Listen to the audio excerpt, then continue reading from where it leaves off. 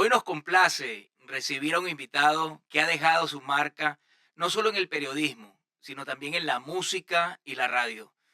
Dos grandes pasiones que lo definen y que a través de ellas se impuso también en la televisión. Napoleón Bravo. A lo largo de su vida, Napoleón ha enfrentado momentos muy difíciles en lo personal, en lo familiar y en lo profesional, pero siempre ha salido adelante gracias a sus fortalezas, demostrando que la resiliencia y la pasión son claves para enfrentar cualquier situación, para reinventarse y triunfar. Hoy hablaremos de su fascinante trayectoria, de los retos que lo han forjado y de cómo la música y la radio han sido pilares en su camino. Bienvenido, Napoleón. Es un honor para nosotros tenerte aquí. Bueno, muchas gracias. El honor es mío porque tú sabes que tanto tú como tu papá, como tu mamá, en esta familia los queremos mucho y le tenemos una gran admiración. Muchísimas gracias, Napoleón, y más viniendo de ti. Mira, he visto cómo, luego de haber leído bastante y escuchado varios programas, he visto que los, tu familia ha pasado por una cantidad de situaciones y además tu persona. Primero, tus padres desde España van a perdón, República Dominicana, Venezuela, luego regresan a España, luego regresan a Venezuela, en fin, luego pasas por la radio, televisión y una gran cantidad de situaciones. Quisiéramos conocer tu recorrido.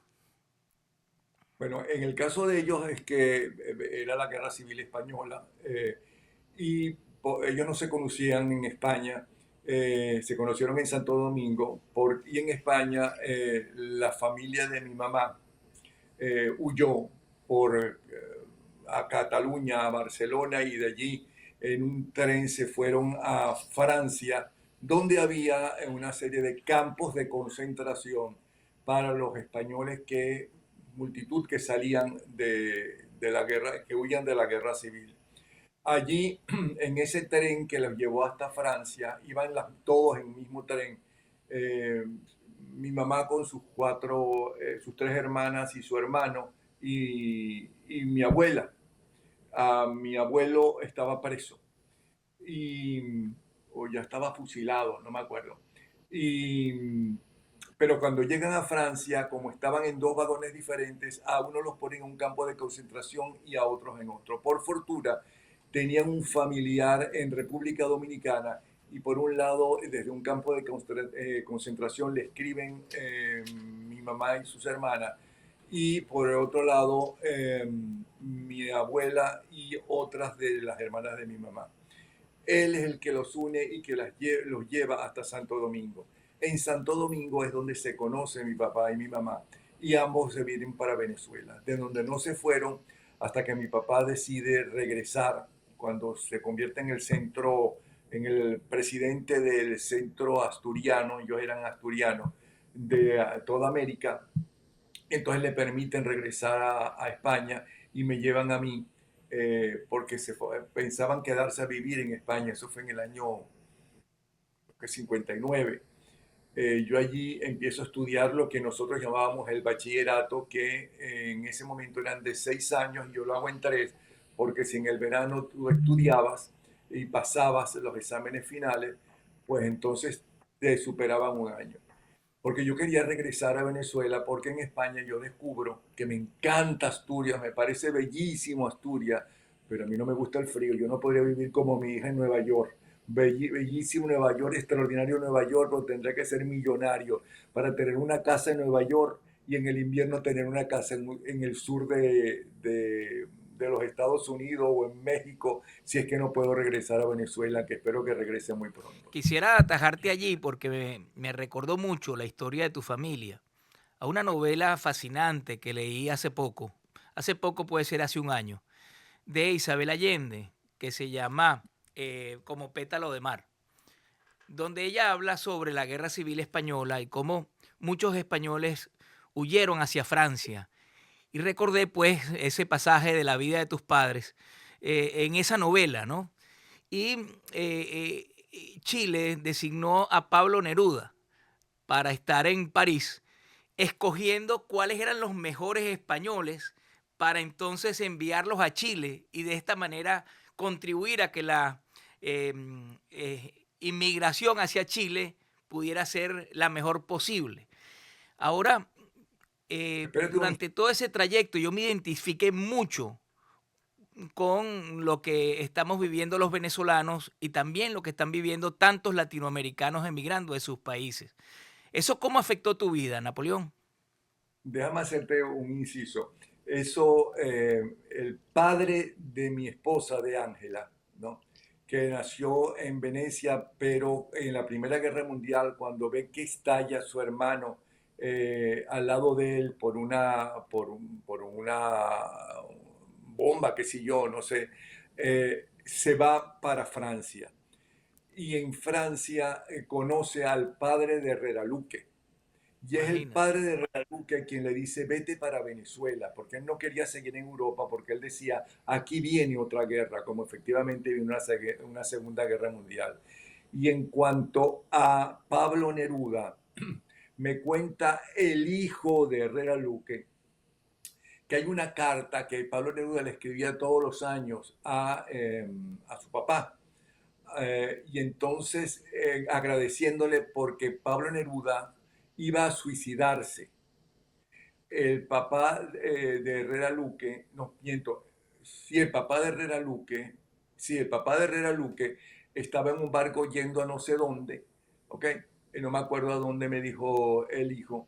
Eh, y ve en la noche, sale a la borda a pasear y ve que una persona está montándose para como para suicidarse, para echarse al mar, lanzarse al mar, y se acerca, va hacia él y lo convence para bajar y se hacen amigos. Y ese amigo es nada menos que Pablo Neruda.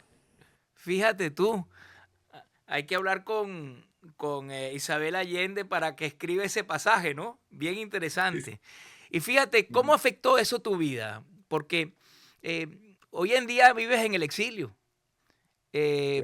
Lo que sufrieron tus padres, ahora te toca a ti. Y sí, y la verdad que yo añoro volver a Venezuela porque lo que me sucedió cuando era adolescente de descubrir que yo nací en un país que se llama Venezuela, y añorar el olor, el color, el acento, los rayos del sol que entraban por la ventana de mi casa, los sonidos, la música me hizo, pero es que yo hasta ese momento yo era del mundo. Yo era mucho, qué sé yo, que cuántos años tendría yo, tendría como 15 años, ¿no? Y digo, no, pero si yo soy de allí, el color, las playas, la gente, esto es muy bonito, pero yo no soy de aquí, aquí paso mucho frío, ¿no? Y aquí es otra forma de hablar y de pensar, porque el norte de España es diferente al sur de España. En el norte de España, que están las montañas, que es una belleza, ¿ok? La gente es como más cerrada, no es como los andaluces que son simpáticos y alegres. Y en aquella época era una época muy diferente y muy distinta, pero muy distinta a la España que fue después, ¿ok? Entonces, convenzo a mis padres, siendo menor de edad, para que yo regresara cuando ya me graduó de bachiller, o como se llama en España, que no se llama bachiller, como llamamos nosotros, y me voy a vivir a Venezuela, a Caracas, a casa de una tía, Tú a allí haces el estudiar, bachillerato en la mitad del tiempo. Entiendo que el bachillerato dura 6 años allá en sí, España y lo hiciste en 3 años.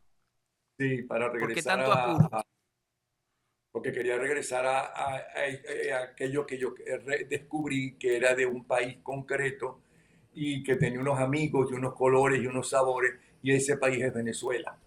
Entonces fui allí a estudiar en la universidad. Los convencí a mis padres de que, bueno, yo me iba a entrar a la universidad, de hecho entré a la Universidad Central de Venezuela, a la Escuela de Física y Matemáticas. Tuve un inconveniente porque estaba tomado por los comunistas, y entonces cada vez que iban a comenzar una clase pedían dinero, separaba la clase al principio para pedir dinero para los presos políticos. Llegó un momento que yo me paré y dije, bueno, pero ¿por qué nosotros entonces no vamos a esas cárceles a que nos den clase allí, porque evidentemente aquí no se puede por culpa de ustedes. Se formó un escándalo, ¿no?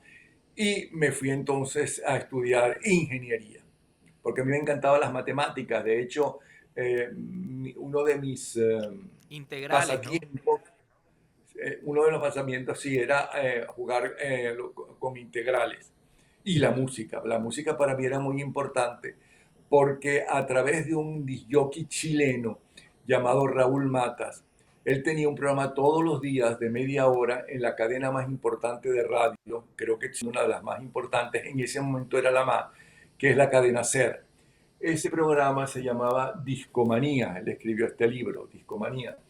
Y para mí era muy importante ese programa porque allí él imponía para toda España a los artistas venezolanos. Era la época de Moliendo Café. Él impuso Moliendo Café con Hugo Blanco y también con Lucho Gatica. Por cierto, ¿quién iba a pensar que después de décadas, yo iba a escribir un libro con Lucho Gatica llamado La Gaticomanía, por el boom Imagínate. que Lucho Gatica. No lo pudimos escribir porque él enfermó y bueno, y murió.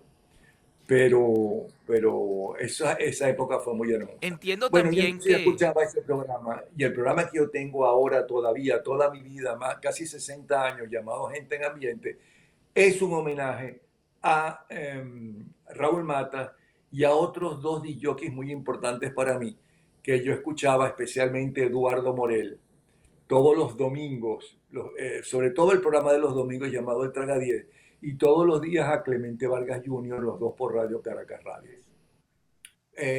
Como yo era imagen de, creo que era en la época en que yo era imagen de Avianca en Venezuela o de Aeronaves de México, yo iba todos los años, una vez al año, a visitar a mis padres a España.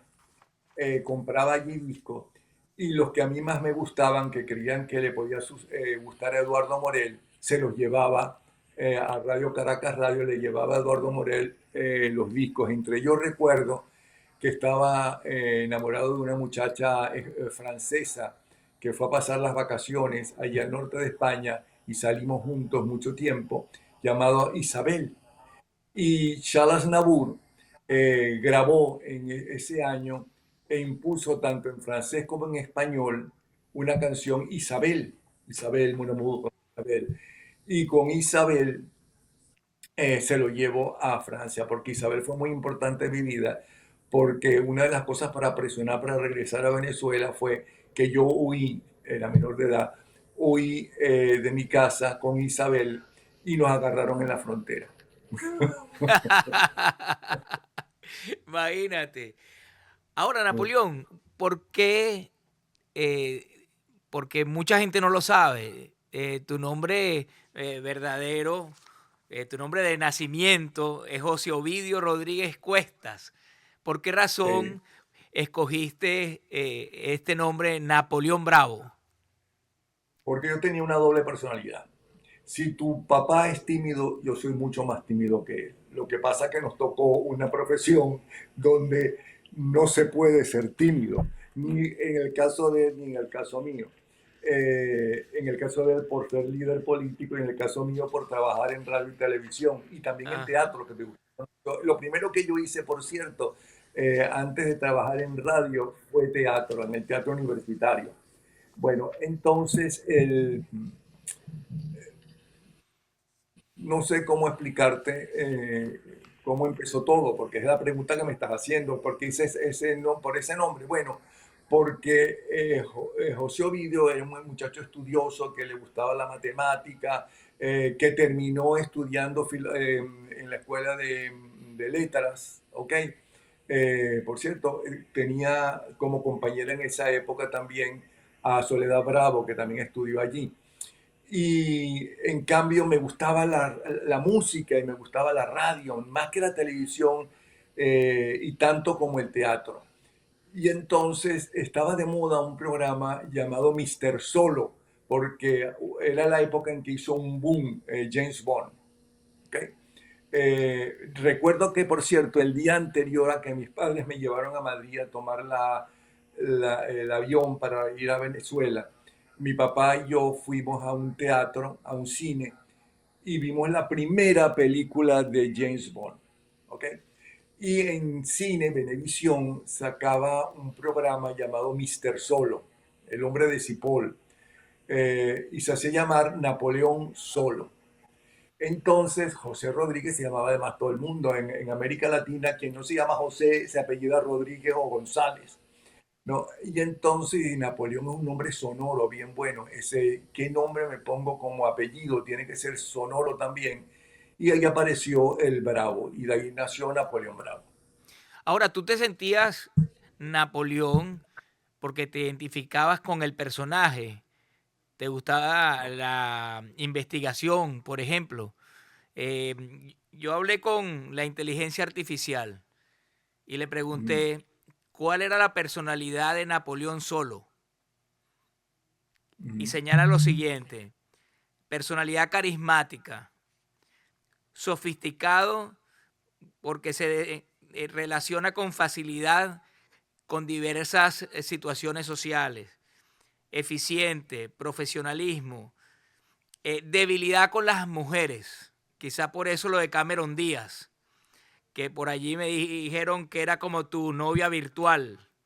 ¿Cómo que era? Perdona. Es novia virtual, a pesar de que yo lo sabe. Y dice también que este personaje, Napoleón Solo, tenía una actitud tranquila y un estilo relajado. ¿Te identificaste con Napoleón por eso? No. A mí me gustaba Napoleón solo como me gustaban una serie de programas que tenía Venevisión en esa época. Uno del submarino, un submarino, estaba Los Locos Adams, tenía una serie de películas muy, muy buenas. Estamos hablando de los años 60, pero no me identificaba con él. Lo que me identifiqué fue con el nombre, que tenía que buscar un nombre, y Napoleón solo me recordó, me dio la idea de, bueno, porque yo no me llamo Napoleón, Si más alguien te nada. llama en la calle, hola, José Ovidio, ¿respondes o tiendes a no sabes quién es? José Ovidio sí, porque Ovidio no se llama a todo el mundo, en cambio José sí. Pero en mi casa me llaman papá o mamá, o Ángela me llama Napo, pero José me llamaba mi familia materna, ¿no? Que excepto una prima que tengo en España, todas murieron. Ok. Ahora, cuando comienzas con tu primer trabajo, entiendo que te dan una idea de ver cómo tienes un espacio en la radio y te vas tocando puertas, proponiendo un programa en diferentes radios y en todas te van diciendo que no, Ujú. incluso en la que al final terminaste trabajando y entras en una tienda de General Electric. ¿Cómo fue eso? Pero yo empecé, yo quería conseguir dinero para pagar un espacio de radio en una emisora que estaba en el último lugar, porque era el dueño un hombre brillante, un hombre al que le debemos, por cierto, el montaje como técnico de la televisora nacional Canal 5 y del primer canal privado que hubo en Venezuela, que fue Televisa, que más tarde se llamó Venevisión. Ese fue el primer canal privado, no fue Radio Caracas, fue Televisa, que el Canal 5 de la Televisión Nacional empezó en el 53 y Televisa empezó un año después. Luego vino Radio Caracas Televisión, que es el canal privado que más tiempo ha estado, porque Televisa cambió de dueños, ¿no? Entonces, a Gustavo Cisnero, y creo que tenía acciones la gente de Pepsi Cola. Entonces fui a tocar puertas en el centro de Caracas, a explicarle, mire, yo voy a hacer un programa juvenil. En ese momento en las emisoras de Venezuela no se escuchaba lo que luego fue la invasión británica, no se escuchaba ni siquiera la invasión norteamericana, sino en programas de Radio Caracas Radio que ponían música italiana y música norteamericana, y en especial Eduardo Morel. ¿Ok? Todos me decían que no. Yo decía, bueno, si aquí en el centro, que son unas empresas más pequeñas, no consigo dinero, menos me van a patrocinar la gente del este. Pero a la entrada de Sabana Grande, el principal comercio que había, enormes edificios, enorme comercio, era General Electric. Y para fortuna mía, General Electric, Cultura le debía mucha plata a General Electric. Y General Electric sabía que no se lo iban a poder pagar. Y entonces decidieron, bueno, esto es una forma de utilizar ese dinero, vamos a apoyar a este muchacho que lo que quiere es poner música juvenil norteamericana, inglesa, europea y venezolana. ¿Ok? Y entonces me dicen que sí. Pero para sorpresa mía, recuerdo que me daban mensualmente, y ahí mensualmente me daban 6.000 bolívares mensuales y en intercambio, en productos de ellos, otros 6.000 bolívares. Y yo decía, pero si yo que estoy comenzando me están dando 12.000 bolívares por un programa que aunque dure toda la tarde del domingo, yo soy un desconocido, ¿cuánto ganará Renio Tolina? Imagínate tú. Decía yo no imaginaba que la suerte que tenía en ese momento.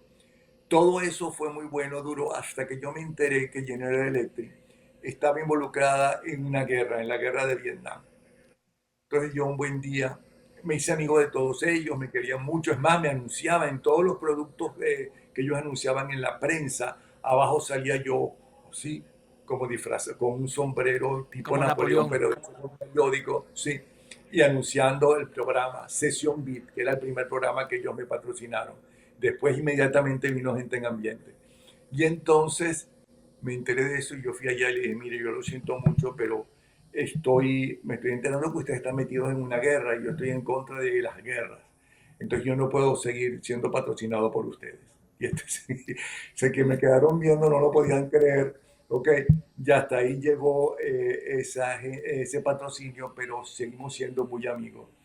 Y me apoyaron y me quisieron mucho y se hicieron aún más amigos míos por esa actitud de eso. No se trataba de una cosa política, sino de una cosa humana. ¿Ok? Y fíjate, ya está. Bueno, tu vida lo ha demostrado así. Cada vez que alguna situación se enfrenta con tus valores, y ya lo iremos viendo a través de la conversación, tú siempre has dejado tu punto de vista bien claro y eso creo que es admirable hacia una persona tan querida por los venezolanos. Quisiera Gracias. traer un aspecto bien interesante y es que yo entiendo que Napoleón Bravo se convirtió, para quienes creen que como fue tu última responsabilidad, trabajo, etcétera, con Venevisión, yo quisiera que nos hablaras, porque creo que tú te convertiste en un dolor de cabeza para Venevisión, porque entiendo que cuando estabas en Radio Caracas le quitaste el rating muchas veces, incluso por culpa tuya de tus programas tuvieron que traer las novelas para mediodía para poder competir con el programa que tú tenías. Y en el caso de Televen, que a pesar de que se veía solamente en Caracas, tus programas le quitaban rating y ellos tuvieron que ver cómo metían películas bien atractivas para poder competir contigo. ¿Nos puedes hablar de eso? Si mal no recuerdo, fue en la época de Luis Herrera que le pidió a las emisoras de televisión que le dedicaran por lo menos media hora a los jóvenes, un programa especial para los jóvenes. Así como intentó y logró que no se anunciara cigarrillos ni licor en televisión. ¿Ok? Entonces, Radio Caracas Televisión me llama para hacer un programa que ellos llamaron Hola Juventud, que empezó, tú me perdonas porque se está acabando la batería ya, que empezó a las 11:30 de la mañana hasta las 12. Como tuvo tanto éxito, lo ampliaron a una hora. Era la época de un mago de la televisión que hizo cosas importantísimas en Radio Caracas Televisión, como era Hernán Pérez Belisario, un señor de la televisión y como persona también. Eh, y entonces el programa terminó siendo, que si mal no recuerdo, 1 hora y media, porque le ganaba a Venevisión. Bueno, claro, Venevisión tenía programas de relleno como Superman, pero el Superman viejo, el primer Superman o uno de los primeros. Y entonces le ganábamos siempre. Y entonces ellos decidieron poner las telenovelas a esa hora, que no había telenovelas al mediodía. Eso hizo que entonces las telenovelas nos ganaran a nosotros, evidentemente, y Radio Caracas pusiera telenovelas allí. Y a mí Hernán Pérez Belisario me llamó entonces para hacer un programa que intentó hacerlo con José Ignacio Cabruja. De hecho, José Ignacio Cabruja hizo uno de esos programas que se llamó El día en que se acabó el petróleo, pero no tuvo el éxito y además José Ignacio quería hacer otra cosa y me pidió a mí para hacer ese espacio que él quería que fuera como 60 Minutes. Pero yo le digo a Hernán, pero Hernán, hay una cosa, yo he visto esta semana 60 Minutes, entrevistaron al presidente de Estados Unidos, que no me acuerdo quién era en esa época, y si yo le hago esas mismas preguntas al presidente de Venezuela, te cierran el canal y a mí me meten preso. ¿Ok? Entonces, mira, yo vengo de hacer una serie que se llama en radio, porque eso empezó en radio, un programa que me dio el primer premio nacional de periodismo llamado Especialísimo. Inclusive hay un Hay un programa, hay libro, dos ¿no? libros, Un libro tuyo. hay dos. Uno mío con los libretos, algunos libretos especialísimos, y otro de René Esteves, haciendo sobre los reportajes de Especialísimo, que está, por cierto, prologado por Ramón J. Velázquez, que le decía en el prólogo que los políticos deberían ver el programa antes de ejercer y hablar con el pueblo para que conocieran realmente cómo era el pueblo. Esto fue con ¿Ok? el programa Dimensión Humana, ¿verdad? Dimensión humana. Entonces empezamos a hacer dimensión humana. Entonces yo digo, pero aquí nadie entrevista a la gente. ¿Cuáles son las alegrías y las tristezas de la gente? Yo quisiera hacer eso y hacerlo por todo el país, porque esa es mi gente. Yo soy como ellos, ¿ok? Es más, yo quería que se llamara Gente como Uno, pero como en esos días salió una película que en Venezuela, porque originalmente no se llamaba así, pusieron, se llamó Gente como Uno, Hernán dijo, no, no, vamos a llamarlo Dimensión Humana y se convirtió en el primer programa de periodismo que logra el primer lugar de todos los canales. Fue el programa más visto ese año, en el primer lugar, por encima inclusive de la telenovela del canal, por encima de la telenovela de Venevisión, que en ese momento estaba lanzando como galán a Guillermo no, el musiquito, ¿cómo que se llama el musiquito, chico? Eh, Oye, Guillermo Dávila. Bueno, y entonces por eso es que siempre le ganaba a Venevisión. De ahí salgo, me pide Caldera 2 que por qué yo no me encargo del Canal 8. Entonces yo digo, bueno, yo me puedo encargar del Canal 8 si ponen una persona, yo me encargo de la producción, a mí no me interesa dirigir ningún canal de televisión, sino la producción. Se pueden hacer tantas cosas con el Canal 8 y con un programa un canal que estaba cerrado, que era el Canal 5. Y yo quisiera que el Canal 5 fuera dedicado para niños durante el día y para adolescentes durante la noche. ¿Ok? Y de hecho hice toda una programación que iba a financiar, entre otros, porque se consiguió el dinero, el ministerio, el que, había un ministerio de la mujer, ¿no? De la familia, bueno, uno de esos ministerios. Bueno, y yo dije, ¿por qué no hacen con Cecilia Martínez, que es una señora de primera que no está metida en política, o sea que no van a tener problemas con ella, no sé qué cuento? Y decidieron poner a una persona que estaba en la directiva con el gobierno anterior de Acción Democrática, que era periodista y que nosotros creíamos que era un hombre decente y buena gente, porque fue profesor en la Escuela de Comunicación Social de Ángela, Eleazar Díaz Rangel. No resultó así, me vinieron a denunciarlo exactamente la gente de Acción Democrática y yo lo llevo a la directiva. Mira, está pasando esto y ya está. Y renuncio al Canal 8 porque todo se convirtió en un problema político. Y digo, bueno, yo no estoy metido para eso, yo vengo aquí a hacer una televisión diferente. Y de hecho, en la programación que hacíamos, ese canal estaba totalmente quebrado y hasta encontré un rancho dentro del canal. Había un rancho donde vivía una familia. Era algo increíble. Los trabajadores los reuníamos para hablar con ellos ponían sus problemas y demás.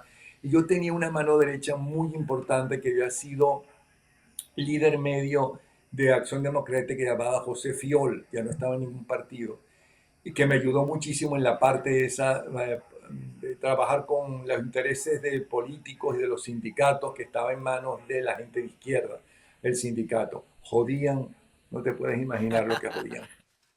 Entonces, nada, eso fue, así empezó todo. Bueno, lo Ah, cierto es que bueno, Venevisión, yo me voy y me llama Venevisión.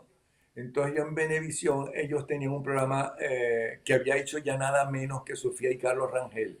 Para ese momento, Sofía y Carlos nos hicimos muy amigos de ellos porque sin conocernos, ellos pelearon para que me dieran un premio nacional de periodismo sin conocerlo. Y lo lograron. ¿Ok?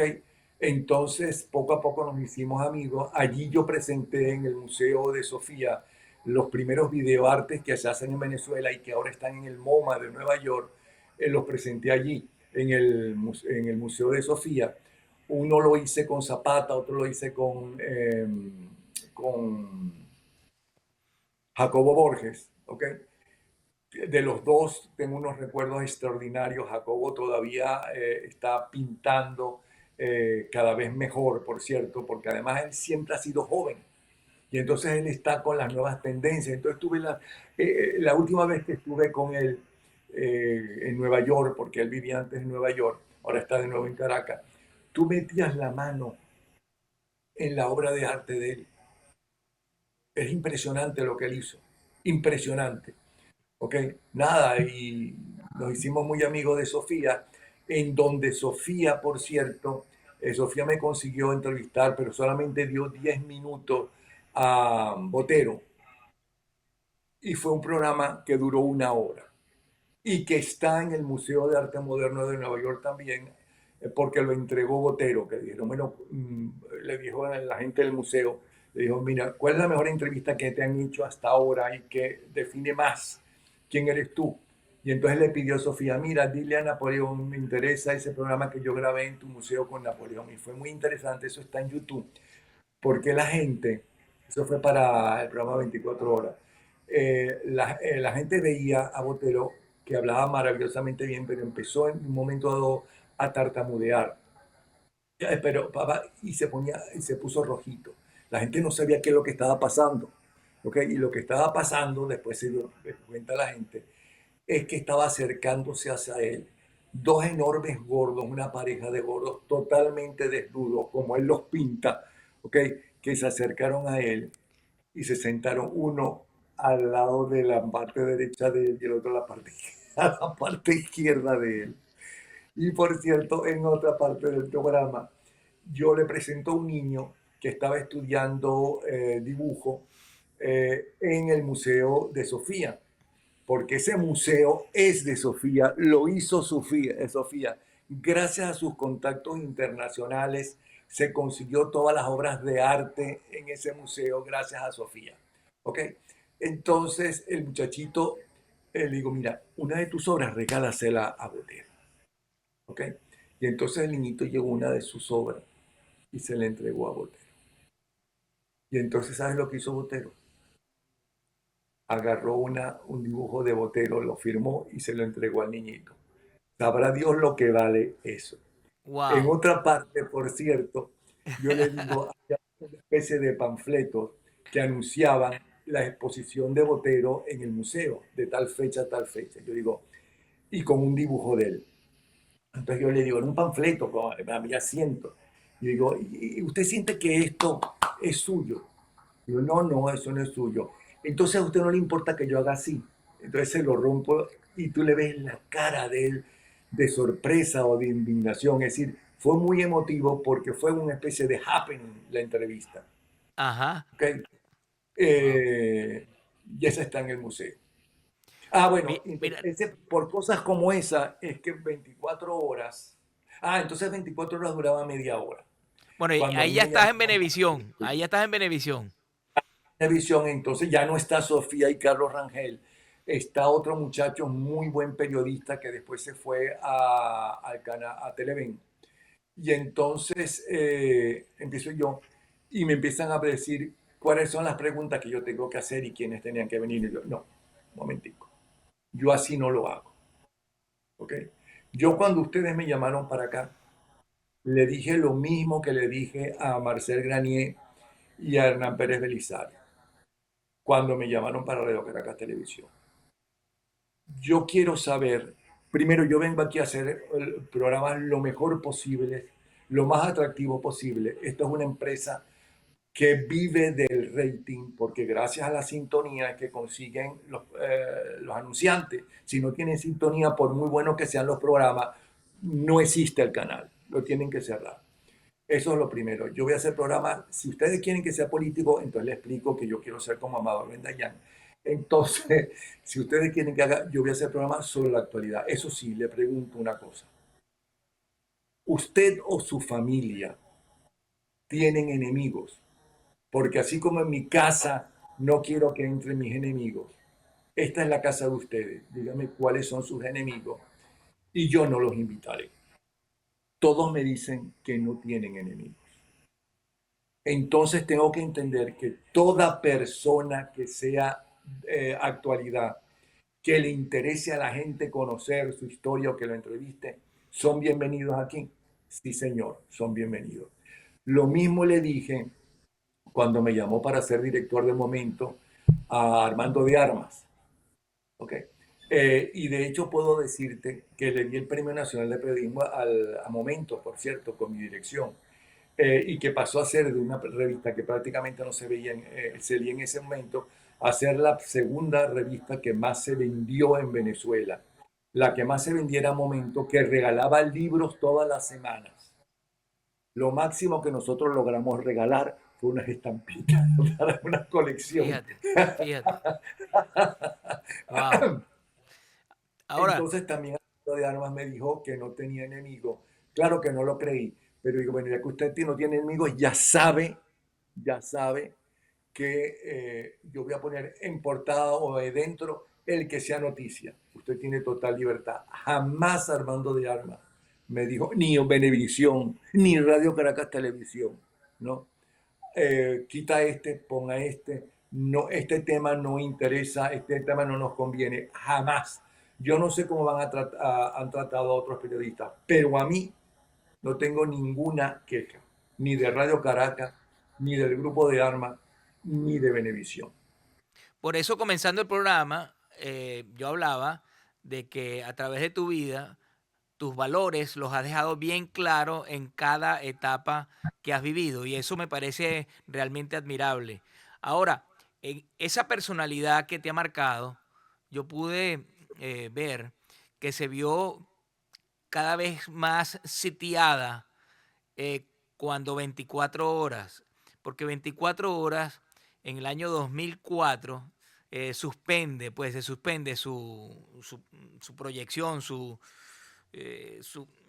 se acaba 24 horas en el El 2004. gobierno, eso fue lo que pasó por segunda vez. La primera vez que prohíbe el programa y que yo tengo que salir del país con mi familia fue en el año 2000, porque fue el primer programa que prohíbe el régimen. ¿Ok? Entonces, como al año, Venevisión hace una encuesta, ¿no? Sobre, no sabían qué hacer con la mañana, y resulta que hasta los chavistas, ¿no? Creen que yo lo que presento en televisión, ¿no? Es auténtico, es verdad. Que todas mis críticas, a pesar de que eran en ese momento contra el gobierno de turno, la mayoría de las críticas, que no eran mías, sino de los invitados, lo mío era cuando nos reíamos y nos burlábamos que si cuando Chávez empezó a hablar intentó hablar en inglés, poníamos a este de Radio Rochela, un programa enseñando el inglés como, y Chávez como uno de los alumnos repitiéndolo. Ok, pero las personas públicas están, también en Radio Rochela se metían conmigo y se burlaban de mí, por eso nada. Las personas públicas saben que eso les viene y los presidentes, si son realmente abiertos y democráticos, lo aceptan. Como hicimos, por cierto, cuando Chávez Eso fue en ofreció el que año 2000. En el año Sí, 2000, la primera vez que te suspenden, sí. Pero que entonces en fue ese encuentro cuando la yo Asamblea arraso. Nacional pide al fiscal general de la República que te quite la nacionalidad y no se habían dado cuenta que tú habías nacido en Caracas. Y no, pero eso no fue la asamblea, eso no fue la loca esta que dice que tiene una serie. Iris Valera, ¿no? Esa, ajá, la Ujú. Iris Valera. Bueno, eso fue en el 2000, pero a raíz de esa encuesta, Venevisión va a hablar con Chávez, ¿ok? Y tanto Chávez como Luis Miquelena estuvo de acuerdo en que yo regresara. El que estaba en contra era José Vicente Rangel. Y así regresé. Pero yo regresé igualito que antes y para mí no era nada. Y Venevisión jamás me dijo, haz esto, haz lo otro. Mira, Napoleón, 24 horas queda suspendido en el 2004. Ujú. Para mí, por lo menos esto es un análisis muy mío, 2004 fue una fecha de quiebre tremendo en Venezuela. Algunos piensan que durante lo que fue el referéndum revocatorio, allí fue donde se inició un proceso exagerado de trampas en Venezuela en el campo electoral. Hay incluso quienes piensan que se cambiaron los números de lo que sacó el gobierno, es decir, el gobierno había sido revocado, sin embargo leyeron los datos al revés. Coincide con la suspensión de 24 horas y también coincide con que unos meses más tarde en las elecciones regionales del país sacan a un montón de gobernadores, entre ellos quien te está hablando, porque yo habiendo ganado todos los diputados de la región de Carabobo, resulta ser que yo pierdo, pero todos mis diputados ganan, cuestión que es imposible. Entonces, Ujú. yo cuando vi la fecha, que el 2004 fue cuando te sacaron completamente del aire, me imaginé, y por eso te quiero lanzar la pregunta, si fue una decisión del gobierno donde Venevisión tuvo que acatar. Claro que fue una decisión y una amenaza. Que fue una amenaza a Venevisión, que se la pasaban amenazándola. Amenazándola se pasaba. Y eso yo respeto muchísimo a Venevisión, porque a pesar de las amenazas, ¿no? Ellos seguían manteniendo su política, que a veces era muy fuerte, porque a veces la gente se olvida que Globovisión era un canal de noticias y entonces de repente cortaban todas las noticias para transmitir durante horas una manifestación en contra del régimen, ¿ok? O lo que sucedió el 11 de abril, que Venevisión junto con Televen, junto con Radio Caracas Televisión y Globovisión, dividieron la pantalla para que la gente viera lo que estaba pasando en la calle y entonces no pudieron matar toda la gente que pensaban matar, los francotiradores que tenían, que estaban esperando a la manifestación, ¿ok? Y tuvieran que limitarse. Todo eso lo hizo y Venevisión también retransmitía que es un canal de entretenimiento e información, pero no solamente de información, transmitía durante horas también todas esas manifestaciones. ¿Ok? Todo eso se hizo y los canales privados se portaron muy bien defendiendo la democracia. Que después todo eso arreció, que después pasó lo que pasó inclusive con Radio Caracas Televisión y tuvieron que callarse definitivamente o desaparecer, ¿ok? Como desapareció Radio Caracas, que como muchas veces yo he hablado con Marcel Granier, concha de Marcel, si hay que trabajar gratis, cuenta conmigo, pero que reaparezca Radio Caracas Radio y Radio Caracas Televisión. Porque Radio Caracas Radio y Radio Caracas Televisión ya no es de ustedes, es de la historia de Venezuela, es de todos los venezolanos. Eso es un canal que es de todos, todos los venezolanos, más que el Canal 5. ¿Okay? Radio Caracas Televisión es historia y Radio Caracas Radio es historia. Allá en Radio Caracas Radio empezaron los programas de entretenimiento más importantes, los programas, eso no quiere decir que en Continente y en otros hubiera también unos buenos y muy buenos, pero en Radio Caracas Televisión se unieron los grandes artistas y en Radio Caracas Radio los grandes artistas y cantantes de tanto de Venezuela como fuera de Venezuela. ¿Quiénes no empezamos? Bueno, yo empecé, no, yo empecé en el Canal 5 y en televisión, pero la enorme mayoría de los grandes artistas y cantantes de Venezuela, ¿no? Se iniciaron en Radio Caracas Televisión. ¿Y cómo ves, siendo ese el pasado y el presente, cómo ves el 2025 para Venezuela? Yo creo que Venezuela está en el mejor momento, ¿ok?, para que haya un cambio y que ese cambio sea positivo. Va a ser, creo que, muy difícil para los primeros años del gobierno democrático que venga, o de transición, o lo que decida hacer María Corina con el Mundo González, ¿ok? Y con otras fuerzas del país. Pero creo que el año 25 van a cambiar las cosas, porque todo está dado más que en ningún otro momento, ¿no?, para la liberación de Venezuela.